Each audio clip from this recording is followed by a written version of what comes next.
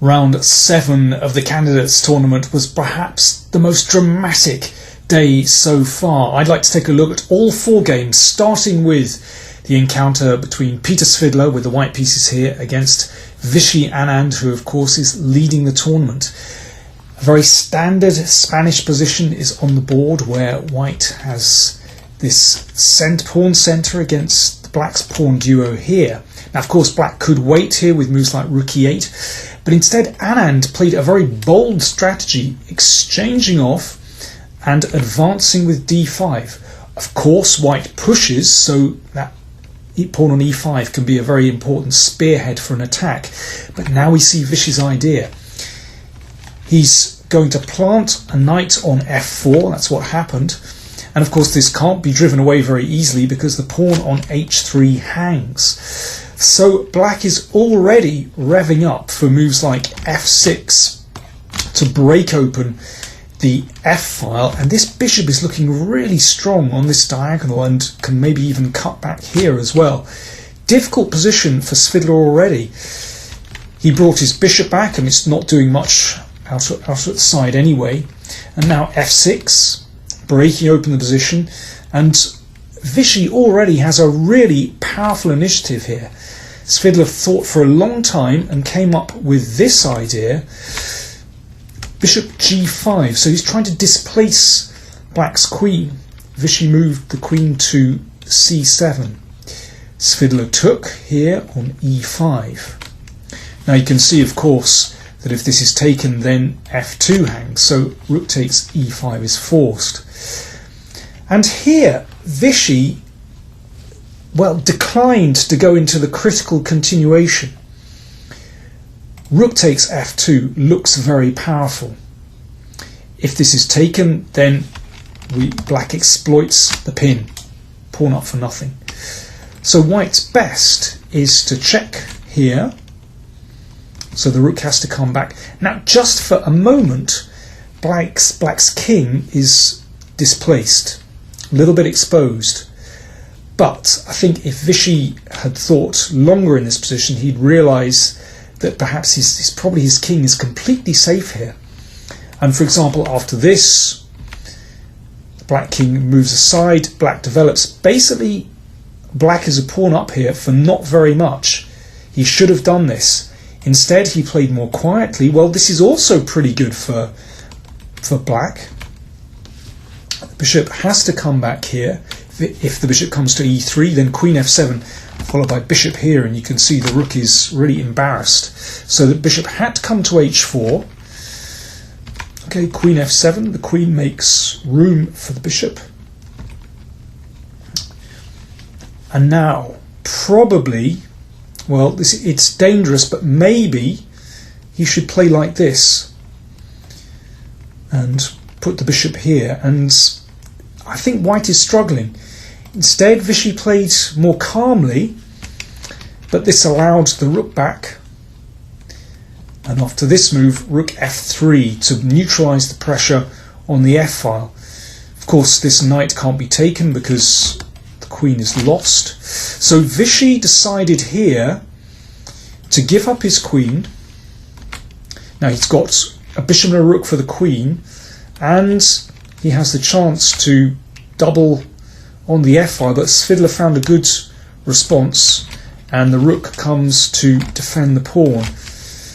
And in this position, basically, Anand doesn't have any problems with black because he has no real weaknesses in his position, but he hasn't got enough to win here, and Svidler was solid enough and managed to make a draw.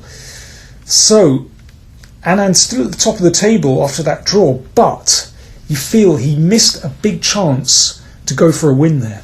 Okay, let's move on, and we'll take a look at the game between Dmitry Andrakin, playing with the white, and Vasilin Topalov, who won that very nice game against Kramnik yesterday. Well, Topi has sacrificed a pawn. You can see that white has this big pawn on c6, but Topalov has managed to displace white's king. There was a check here, and the king, well, the best strategy was to move to the side. And Topalov is very active here. You can see the knight in the centre of the board on e4. And here I thought that maybe the best would be to play the bishop to f5 and perhaps the rook over to c8. But you can see here that black is very active. You can always close off the c-file with the bishop coming here. And with the king staggering around in the middle of the board, you feel that black should have enough compensation there. But Toppy, well, we know he likes to attack. And here he lashed out with g5. Perhaps he felt this was the right moment to strike while white's king was still in the middle of the board. But Andrakin reacted very coolly. First of all, he prevented g4. Toppy kept going with h5. Andrakin reacted very calmly. The king came to the side. And here, well, what happens if the pawn advances? White can take. And now you don't move the knight because this pawn could be taken. But instead the king comes to the side. Okay, you give up the piece. But look at black's king. And suddenly the white's king has found safety. And the rook will come to the g-file, and black is getting murdered there. So Toppy really just couldn't find any decent plan here. I think, he completely overlooked this defence. Andrakin's king finds safety. He moved his rook into the middle. King f8, this is nothing. That's an indication that really Toppy hasn't got a plan. He's just shuffling with his king. And white is completely secure here. And now Andrakin found a very nice idea. First, he attacks the d-pawn. The rook moved to the side. And now a great idea, h4. And you can see that the holes around black's king are getting exposed. And this is a great move. Knight f4, threatening a knight fork. We can see how Topalov was, I'm sure, regretting advancing these pawns in front of his king. King came back, and now after knight takes d5, Topalov resigned. It's high time. Basically, the queen is attacked, the knight is attacked, the pawn on b6 is attacked. It's all over. This is really absolutely crushing. So, quite a reverse for Topalov there. And Andrakin manages to bounce off the bottom of the tournament table. Let's move on to the game. Karyakin against Aronian. Aronian played an excellent game, outplaying Karyakin. And after the time control, well, you can see that Karyakin has a rook against a knight, but Aronian has managed to take loads of pawns. And here, it's still a little bit tricky. You can see that Karyakin is trying to counter-attack here and expose black's king. So, for example, if Aronian goes for the kill straight away with queen f1, then this is going to be the end. In fact, white checkmate. So Aronian has to take great care here. Or if the queen comes back to defend, then white's king comes to g3, hitting the knight. It's not clear. So Aronian found this move. It's an excellent move, queen c4, covering very important squares here on d5 and e6 and e4, and also ready to support the knight. So, for example, if rook h8 check, the king comes out, and after the check, the queen blocks. Very important. And this endgame should be winning for black. Basically, the rook can't get to these pawns. The knight protects the pawns, and this one is going to advance, and the king is far, far away on the king side. Karyakin tried queen c8, threatening perhaps, well, after a rook check and queen f5 mate, but this was covered, and now once the queen is in, then black is safe.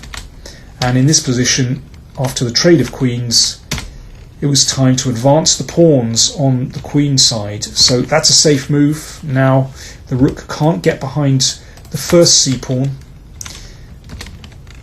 Karyakin took, but, well, Aronian clears up this pawn very easily. So, for example, here. And after this move, the pawn is going to go through. Great victory for Aronian, who joins Anand at the top of the tournament. Now, let's move on to an incredible game. Kramnik against Mamedyarov. Kramnik built up an excellent position from the opening, but basically went for it too soon, and the position exploded. It was very, very unclear all of a sudden. And this was the position after move 40. They reached the time control, and Kramnik has lost control of the position. Just 1 second. Kramnik's lost control. He's a piece down. He's trying to force one of these pawns home, but the bishop covers these pawns. In fact, Mamedyarov has just taken the pawn on g4, so you can see the rook is attacked here. Now, Kramnik exchanged rooks and checked. He's got to try and force one of these pawns home. Now, if he queens straight away, then the bishop takes and the rook takes, and black can cover this second pawn with the knight, and this will only lead to a winning rook and pawn endgame for black. What else? Well, afterwards Kramnik said he looked at knight b5 but rejected this because of this. Now here's a very nice move, bishop f5. If white makes a queen, this shows you the difficulties that white's king is in. Suddenly there's a mating net. It's checkmate. Or if the king goes backwards, then we take the queen and knight f3, and that is very nasty. So going back, Kramnik tried rook d8, so he still wants to push forward with d7. It's very sharp. Mamedyarov checked and then took the knight, so this is absolutely critical. Kramnik trying to force home one of these pawns, but now it's black's turn. And watch what happens to the king. If the king goes backwards, then again this is a mating net. If rook f8, the king comes forward, white has to take, but now this is a winning position. You don't take the rook, but you take the pawn, and black wins. Going back here, so Kramnik came forward with his king, but watch what happens. His king is in big trouble. If the king comes to the middle, then we take. Now this is possible, and here white does get a queen, but with knight, bishop and rook against the queen, this should be winning for black. It's still tricky, but should be winning. So instead Kramnik went forward with his king, but watch out, his king is in danger of getting checkmated. If Kramnik makes a queen, it's checkmate straight away after this. Rook h2. So that is white's problem. So somehow Kramnik has to defend against that threat. He played rook f8 check. And here Mamedyarov said after the game that he said, "I thought my opponent was just making his last moves before resigning." And very quickly he took this rook. This was a mistake. He should have played king g6. Now, there's a threat of rook g4 mate, so white's next move is forced. Now, if this is taken, then we make a queen, that's okay. But instead, king h6, so still threatening rook g4 mate. The knight has to be taken to get out of this mate. And now, if you make a queen, then d8, again, white is fine. So instead, rook h2. Now you take the pawn. The rook moves away to support this, support c8, but now this must be a win for black. I mean, really the best that white can do is go into a rook and pawn ending, but this must be winning. I mean, there's another way you can do it as well. You can play rook d8 first, but I mean this really doesn't make any difference. After this, okay, check. And then you take here, but okay, this must be a win for black. So that was king g6. Instead, Mamedyarov took. Kramnik made a queen. Now, if black plays king f7 here, that's still gives drawing chances, but Mamedyarov just thought he was winning with king f7. He'd completely overlooked Kramnik's next move, queen b7. This not only prevents knight f3 check, which would lead to the mate that we saw in the previous line, but it also threatens the rook, and it also threatens d8, checking the king. And after this, Mamedyarov is completely lost. What a turnaround. He tried knight f3 check. Okay, this has to be taken. Then rook h2.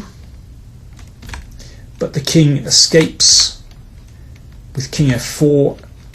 And, well, he tried a check, but I mean, this is just the end. King e5, and here he resigned. Quite extraordinary turnaround in the game. So Kramnik, after losing a terrible game against Topi yesterday, wins today in a real roller coaster encounter. So that leaves us at the halfway stage in the candidates tournament. Anand and Aronian share the lead with 4.5. Kramnik on his own on 4. Svidler 3.5.